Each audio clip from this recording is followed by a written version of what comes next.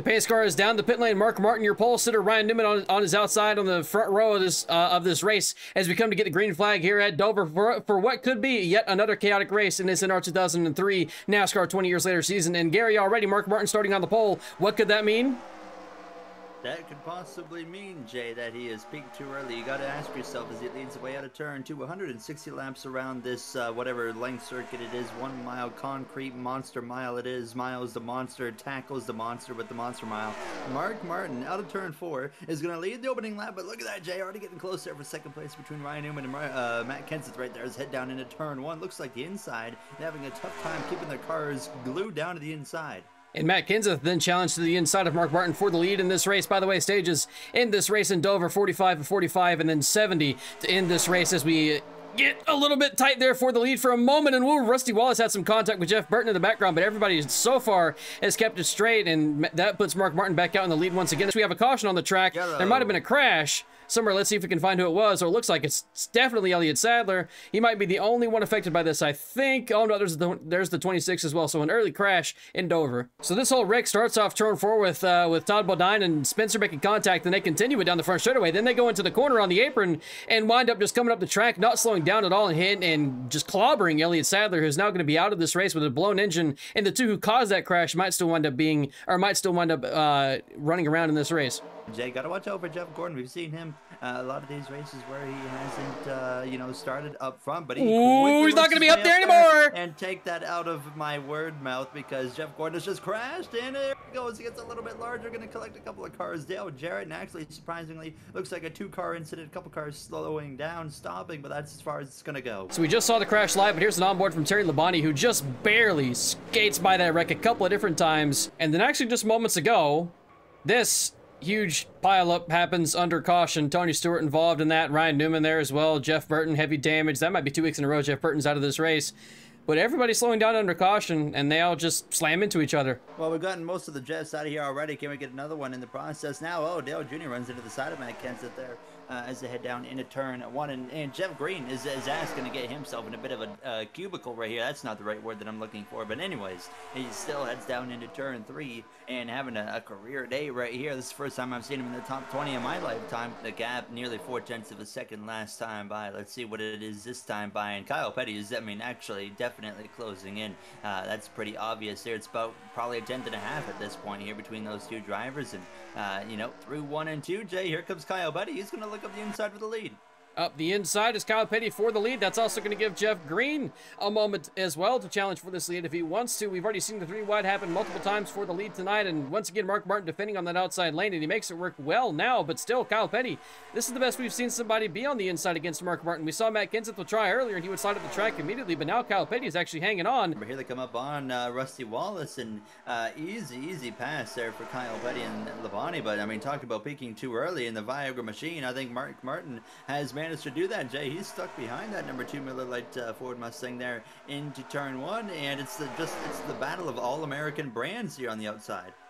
Wow, and just watch Mark Martin getting absolutely freight trained right now by the entirety of the field as they go by to the inside. Same thing for Dell Jr. as well. And now Mark Martin is almost 4 wide with the lap car of Rusty Wallace. Goodness gracious, he's back here with the true back runners now, and Kurt Busch back here as well, struggling very early in this race. So that's awful for Mark Martin, and it's just an all-out scrap now for second on back, allowing this 45 of Kyle Petty to walk away. But look who they're having to deal with once again. It's Rusty Wallace. Before they even have to deal with the 7 car, they're going to have to deal with him once again. Elliott gets clear, and here we go. This is not what you want here. 3 wide. Kenseth up the inside of Craven as they exit turn 2. They're still going to be able to sort it out, but Harvick certainly going to get the short end of the stick on that one. Here comes the Labonte duo on the inside, and Rusty Wallace, I mean, unless he gets taken out in some form of accident, Jay, it looks like he might be a bit of a menace all day long. Kyle Petty is going to do the unthinkable here, lead the way out of turn 4. White flag in the air for stage 1, that is. Matt Kenseth in the background side by side with Ricky Craven, but not going to be enough from Craven either. But Jay, it looks like it's going to be that number 45 leading the way into turn 3 and 4 here. And Kyle Petty is going to come home to get his, I believe, first stage win of the season. Should be his first stage win. So Kyle Petty, that is a huge moment for him this season. And it's also going to be a big moment for him right now because he's certainly taking advantage of some guys having some bad days already very early in this race. The race is not over yet. Mark Martin can still peak. I don't know if he peaked. Ooh. Honestly, he fell off so hard. Kyle Petty peaked. Falling off. Kyle Petty is around, and Bill Elliott is no longer Awesome Bill from Dawsonville. He's now Awesome Bill on his roof in Delaware as he tumbles into turn 1, and the caution's going to fly, and all the leaders except for Matt Kenseth is going to sneak through that disaster.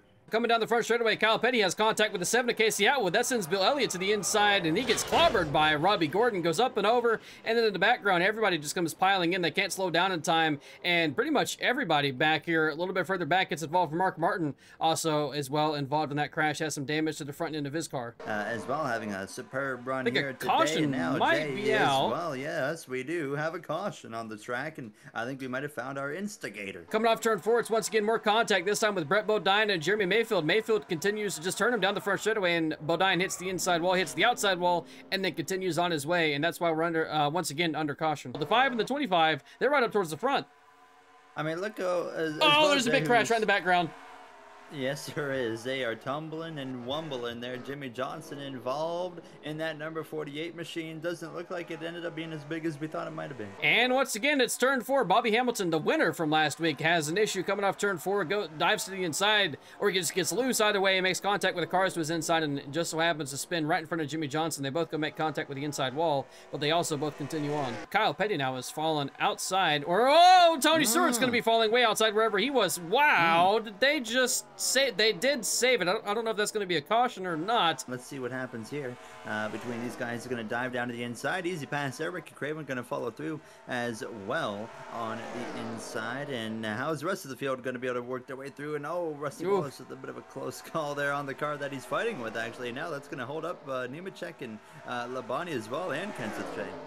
And that's going to put a good bit of separation now between the top 3 and the rest of the top 5. Is John Andretti full sit the corner and almost made contact with the 2 lap cars. That almost would have been good for the field, and if he had done that and gotten those 2 out of the race right there. For the final time through 3 and 4 here, and it's going to be Terry Labonte on the exit of turn 4. Hendrick Motorsports Gordon and Johnson having rough days. Labonte makes up for it. He wins stage 2 here from Dover. Terry Labonte tries to get to the inside of that 40 of Sterling Marlin, but just isn't able to do it, and he's still caught up behind those lap cars. So then the 32 of Craven, he actually looks to the outside, and what that has done, Gary, look at the inside lane that's all of a sudden been formed. It's like we had a double file restart suddenly here in Dover, and now Terry Labonte, Jeff Green's going to be suddenly leading this race, actually, because they're all still held up behind the 2 car, and the inside lane is just going to power right through. The 10 of Johnny Benson Jr. will unlap himself, and all of a sudden, Jeff Green leads with Steve Park, who has already won this season, in 2nd place. Now, Jay, I mean, we see Jeff Green leading, but you have to ask yourself, I mean, when cautions come out, is he Jeff Yellow? Jeez. Actually, never mind. Steve Park, I just realized, is a lap down. So that puts Michael Waltrip suddenly at 2nd place. And we have a caution out on the speedway. It's for Matt Kenseth, who all of a sudden his race has gone into shambles. Would it surprise you to say, or would it surprise you to hear that turn 4 was once again the cause of an incident? That time it's Matt Kenseth getting turned by Joe Nemechek and Jimmy Spencer as well. He goes for a spin, taps the inside wall, and is able to keep it going. He's already looking to make a move to the inside of the 15 of Michael Waltrip, very close off the exit of turn 4. It's too close. Back here in the background between Mayfield and Schrader, and he gets clobbered by the 4 and the 10 and the 25 of Nemechek and Rusty Wallace. The hits continue big time. So now at this point, we've had so much chaos, we only have 9 cars on the lead lap. Surprising to say that.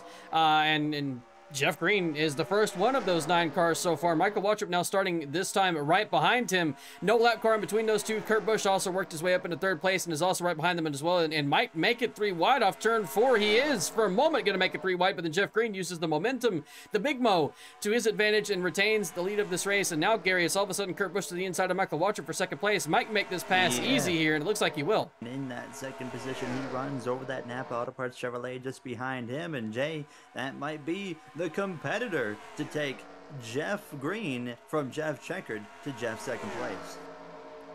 That might have been one of the most cringe things that I will ever allow to be said on this channel. And I might even make contact off turn 4, doesn't do so, but almost peeked to the inside for just a moment.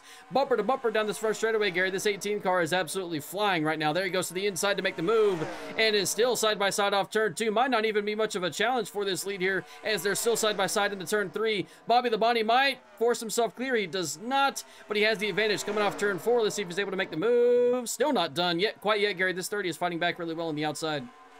I mean, we've seen that all day long. The outside can hold pretty well for about a lap, and then it kind of fades off, and well, you see literally exactly that. It held on for about a lap, and then it fell off right there, as Kurt Busch is going to move into the second position. Gary?